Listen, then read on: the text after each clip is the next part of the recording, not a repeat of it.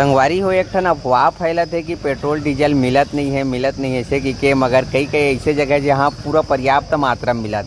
यहाँ भी पेट्रोल जतका ले लो गाड़ी में भरा लो, डब्बा में ले जाओ, और यहाँ पास भी डीजल जतका ले लो गाड़ी में भरा लो, गाड़ी फुल करा लो, ओकर बाद डब्बा ला सकत हो घर ले, ओकर बाद डब्बा में ले सकते हो, कोई दिक्कत नहीं है। गंडई में गंडई है ना भैया, गंडई में हवन, और देख सकते हो गेलन मन के लाइन लगा है।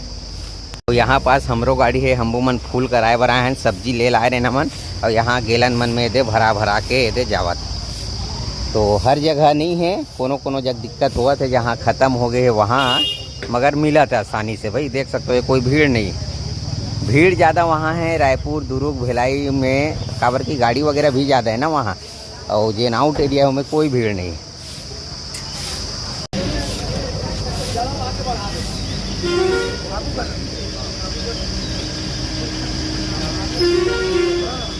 फुल है भैया, पेट्रोल डीजल फुल है।